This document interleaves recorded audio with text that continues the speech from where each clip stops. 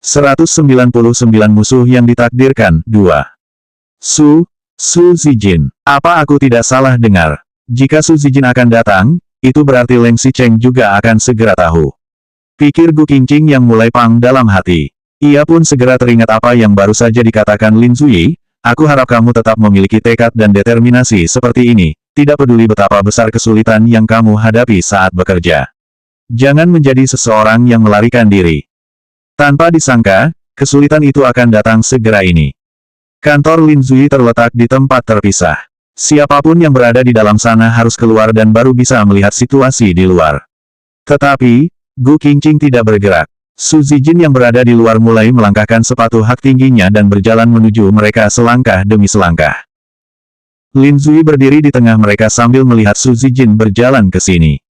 Ia masih tersenyum, melihat Gu Qingqing yang tertegun, dan bertanya, "Nona Gu, kamu tidak pergi menemui calon rekan kerjamu?" "Nona Gu." Gu Qingqing memantapkan hatinya. Ada apa yang harus ditakutkan? Su Zijin bisa bekerja di Suyi, mengapa aku tidak bisa? Jika Leng Xicheng benar-benar berani datang, Gu Qingqing, aku akan berani meminta bercerai. Memikirkan itu, Gu Qingqing menggigit bibir bawahnya dan mengangkat kepalanya. Lalu, ia mengambil selangkah maju dan menyapa Su Zijin secara langsung.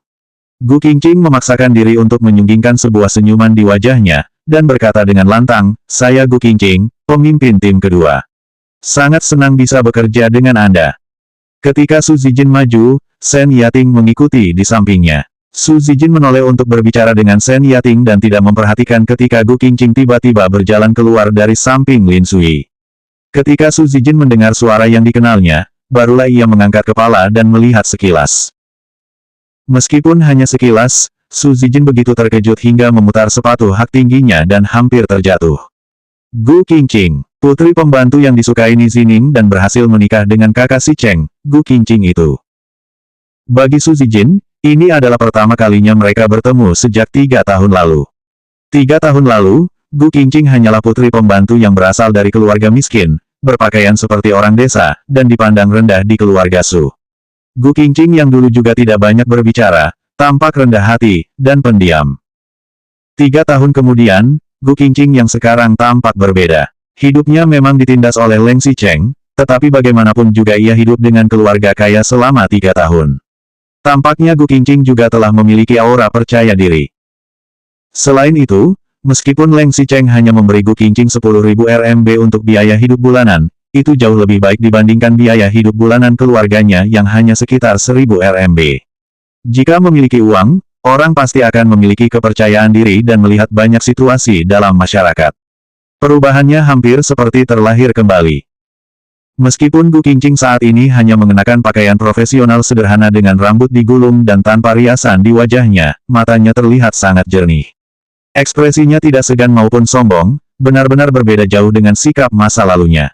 Su Zijin hampir tidak berani mempercayai apa yang dilihat mata kepalanya sendiri. "Kamu, Gu Qingqing." Su Zijin membelalakan matanya dan mengambil beberapa langkah maju dengan stabil. Ia bahkan tidak peduli dengan keberadaan Lin Zuyi dan berkata dengan nada yang terdengar sedikit frustasi, "Mengapa kamu ada di sini?" "Alasan kamu ada di sini adalah alasan mengapa aku ada di sini," jawab Gu Qingqing tanpa ragu. Kali ini, ia melihat Su Zijin secara langsung tanpa malu-malu. Ia akan melakukan semua yang ia bisa lakukan. Su Zijin menuding wajah Gu Qingqing dengan telunjuknya, lalu menoleh dan bertanya kepada Lin Zuyi, "Presiden Lin, siapa dia?" Jika bukan karena Leng Xicheng yang memperkenalkan Su Zijin pada perusahaan ini, jika bukan karena ia bertemu dengan Lin Zuyi di perjamuan beberapa hari yang lalu, ia tidak akan datang untuk bekerja di sini. Lin Zuyi tersenyum san menjawab, "Nona Su, Nona Gu adalah pemimpin tim kedua. Saya harap kalian dapat bekerja sama dengan baik." Su Zijin langsung membalas dengan sangat marah, "Siapa yang mau bekerja sama dengannya?" "Oh," Lin Zuyi sengaja berpura-pura tidak mengerti, "kamu dan Nona Gu telah saling kenal sejak lama." "Tuan Lin, aku adalah nona kedua dari perusahaan Su," kata Su Zijin dengan marah sambil melirik Gu Qingqing dengan jijik, "siapa yang akan kenal dengan putri pembantu?" 200 musuh yang ditakdirkan 3. Gu Qingqing masih sangat tenang saat menjawab, "Apa yang salah dengan pembantu?" Mengandalkan kedua tangan sendiri untuk melakukan sesuatu dan bekerja untuk menghasilkan uang. Bukan seperti orang-orang lain yang tidak menghasilkan uang dan hanya bisa membuang-buang uang dengan boros untuk menyenangkan diri. Orang seperti itu namanya tidak kompeten. Su Zijin menyahut dengan marah, tidak kompeten. Aku lulus dengan gelar master dari Universitas Princeton dan magang di perusahaan periklanan peringkat 3 teratas di dunia. Baik, kalau begitu, kali ini iklan baru grup Leng akan menjadi persaingan di antara kita. Kamu tidak boleh mengungkapkan sepatah kata pun kepada Leng Xicheng dan juga tidak boleh memberitahu siapapun.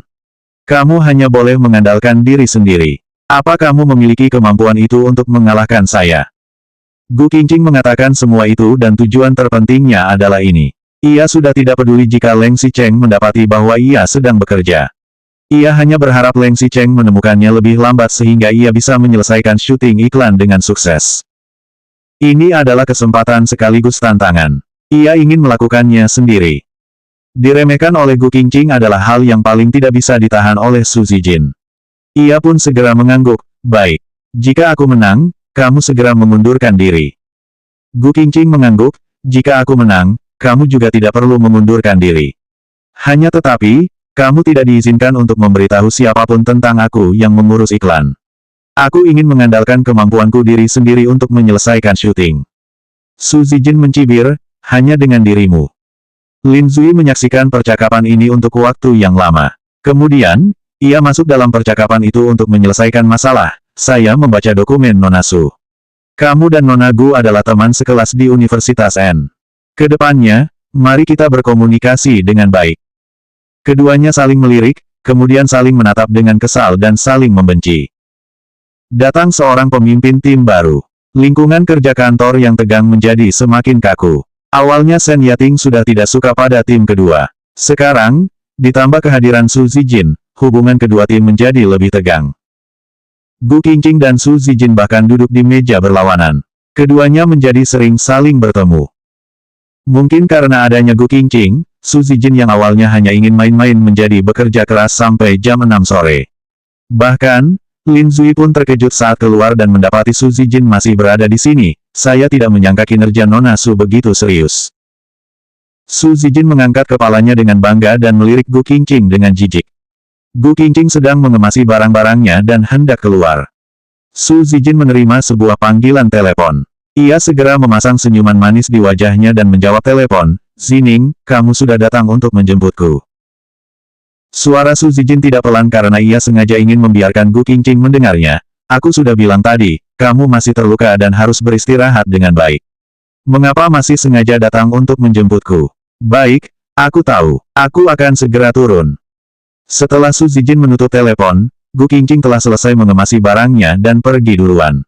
Su Zijin segera melangkah maju dan berhenti di depan Gu Qingqing sambil mengangkat dagu.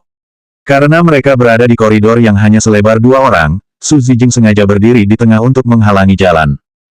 Tanpa disangka, Gu Qingqing mengabaikan Su Zijin. Ia tidak melihat ke arahnya, tetapi juga tidak berjalan melewatinya. Gu Qingqing segera mengambil selangkah maju dan menabrak bahu Su Zijin dengan kuat. Su Zijin mengenakan sepatu hak tinggi. Karena ia ditabrak dengan keras oleh Gu Qingqing, ia langsung terhuyung beberapa langkah dan hampir terjatuh. Setelah menabraknya, Gu Qingqing bahkan tidak mengangkat matanya. Gu Qingqing segera berjalan keluar dengan membawa tas kecilnya dan melangkahkan kakinya yang berbalut sepatu kulit. Su Zijin tercengang selama beberapa detik. Begitu ia tersadar, ia segera mengejar Gu Qingqing yang sudah berjalan sampai di depan lift. Pintu lift terbuka dan Gu Qingqing berjalan masuk. Su Zijin juga mengikutinya berjalan masuk dan melabrak. Gu Qingqing, beraninya kamu menabrakku. Gu Qingqing melirik Su Zijin dengan dingin dan menjawab singkat, anjing yang baik tidak akan menghalangi jalan. Su Zijin langsung menyahut dengan marah, beraninya kamu memanggilku anjing. Gu Qingqing berkata dengan serius, tentu saja tidak. Anjing adalah hewan yang setia dan pemberani. Kamu. Ketika Su Zijin sedang berbicara, lift telah mencapai lantai 1. Namun, Gu Qingqing malah tidak berjalan keluar dari pintu lift. Selanjutnya bab 201 musuh yang ditakdirkan 4.